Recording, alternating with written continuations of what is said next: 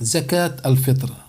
Nabi sallallahu alayhi wa sallam nous a recommandé de donner la zakat de al-Fitr, la zakat de Ramadan. Et nous avons deux hadiths à ce sujet. On a le hadith de Malik d'après Nafi' ibn Omar et le hadith de Malik d'après Zayd ibn Aslam, d'après Ayyad ibn Abdullah ibn Abi Salih, d'après Abi Sa'id al-Khudri. Les deux nous disent que le prophète sallallahu alayhi wa sallam nous a demandé, ou bien nous a ordonné de sortir pour toute personne, dans la version de Malik musulmane, sa'an min tamrin ou aqitin ou burrin, que le prophète sallallahu alayhi wa sallam nous a demandé de sortir un sa' de tamr des dates, ou bien l'aqit c'est l'extrait du lait, ou bien le burr, le blé, etc.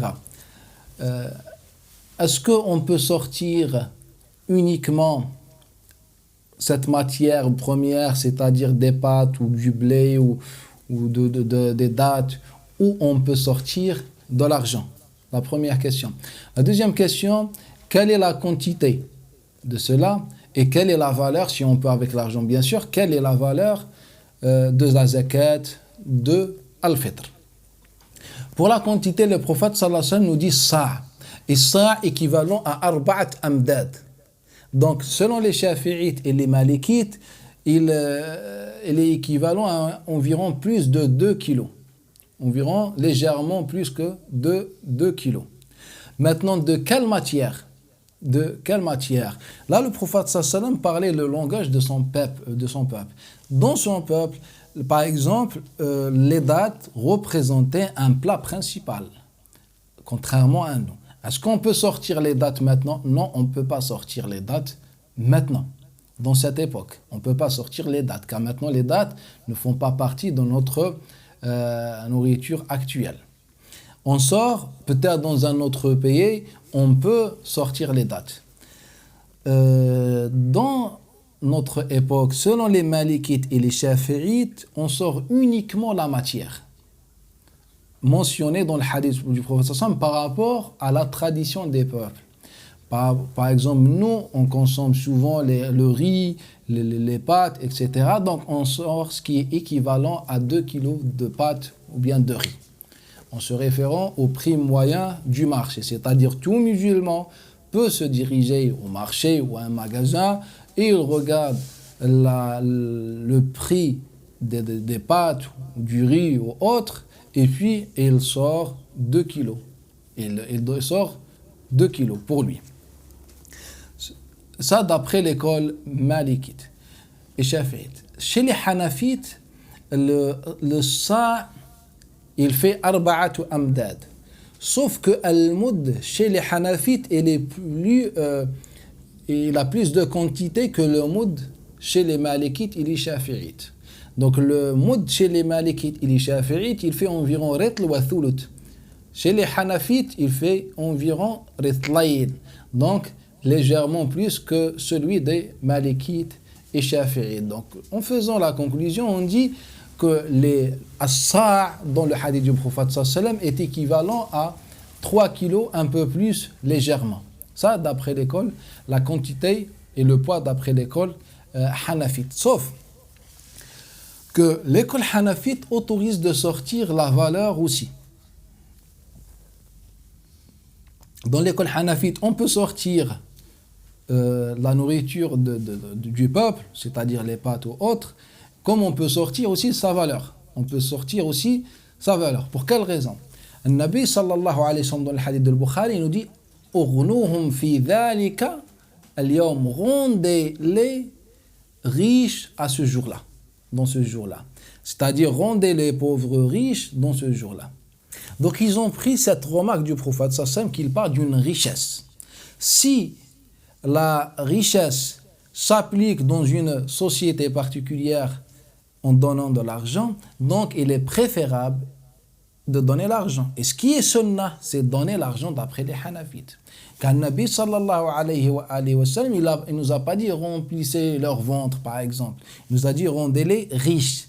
La richesse dans l'époque du prophète sallallahu alayhi wa sallam, c'était plus dans ce qu'on mange que l'argent. Donc la richesse, c'est un terme qui a une relativité. Pour nous par exemple maintenant, la richesse, c'est dans l'argent plus qu'autre chose. Donc c'est ça ce que les Hanafites ont compris. Peut-être dans un autre pays, c'est manger qu'on représente une richesse. Mais généralement, dans ce monde actuel, la richesse est attachée à l'argent. Donc le Nabi sallallahu alayhi wa sallam, il dit rendez-les riches. C'est pour ça que les Hanafites autorisent de sortir la valeur. Maintenant, d'après l'école Hanafite, comment je peux préciser la somme? En fait, la somme, il n'y a pas une autorité qui précise cette somme, ou bien une association. Et surtout que les associations maintenant sont loin d'être compétentes que parler au nom des musulmans. Donc, chaque musulman, ça c'est un ordre individuel. Chaque musulman se dirige à un magasin, ou bien il connaît les prix, il regarde l'équivalent à 3 kilos, un peu plus, par exemple, des pâtes, et il voit le prix. Il prend le prix moyen. Le prix moyen. Donc, comme on consomme généralement ce genre de matière, donc on regarde le prix moyen et je sors. Ça peut être, par exemple, pour moi, 3 kilos équivalent peut-être à 3 euros, peut-être dans une autre ville, ou bien par rapport au prix et le moyen des prix dans une autre ville, c'est peut-être 5 euros, un peu, 5 ou 2 euros, un peu plus, ou je ne sais pas. Donc, c'est quelque chose de relatif, quelque chose de changeant par rapport au prix, par rapport au marché, etc. Donc, chaque musulman voit dans le magasin, voit au marché, et il sort par rapport à ça. S'il veut sortir la valeur, donc il voit combien ça coûte les 3 kilos, un peu plus, et il sort leur valeur. Dans l'école malikite et shafi'ite, on sort uniquement la matière consommée par les gens. Donc nous avons deux avis. Un avis qui autorise la valeur, un avis qui autorise uniquement ce que le prophète sallam a mentionné. Celui qui autorise la valeur a regardé plus à l'objectif, surtout que le prophète sallam précise bien l'objectif et le but, que c'est la richesse des musulmans et des pauvres. Maintenant, une autre question, à quelle personne on peut donner la zakat? On a deux formes de zakat en islam, bien d'aumône en islam. On a la zakat principale qui représente un pilier de l'islam et qu'on la donne uniquement aux personnes prescrites dans le verset, dans le Coran al-Karim, et le verset est très clair. Ça, c'est ce qu'on appelle la zakat, qui est la troisième obligation, bien pilier de l'islam. Et ce n'est pas notre sujet. À part cette zakat, on a la zakat al-fitr, ou bien l'aumône légale généralement, zakat, les dons.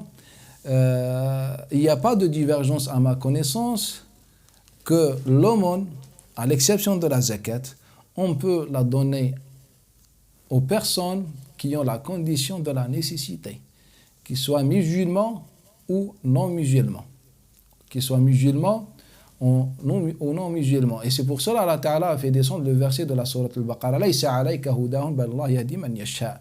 Abu Ubayd al-Qasim ibn Salam rapporte avec sa chaîne de transmission d'après Abdullah ibn Abbas que parfois les compagnons donnaient aux non musulmans, parfois ils donnaient ou parfois ils refusaient de donner aux non musulmans afin qu'ils les attirent vers l'islam. Et Allah Ta'ala a fait descendre ce verset, dit Abdullah ibn Abbas, pour leur dire qu'il faut donner, et ce qu'on donne, c'est pour nous.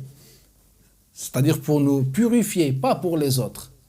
C'est-à-dire, ce n'est pas par rapport à la religion des autres. Ce n'est pas par rapport à la piété des autres, c'est par rapport à nous. C'est pour ça Allah Ta'ala dit « Fallait anfusikum » et ce que vous avez donné, c'est pour vous. C'est-à-dire pour nous purifier et aussi pour qu'il soit dans notre balance, la balance du jugement dernier. L'imam Ibn Abi Shaybah rapporte que Abd al-Malik ibn Marwan a demandé Mujahid ibn Jabr, est-ce que je peux donner as-sadaqa à un non-musulman? Il a dit Na'am wa sil, donne-lui le don, l'aumône, et sil, et garde ton lien avec lui, c'est-à-dire on lui visite, etc.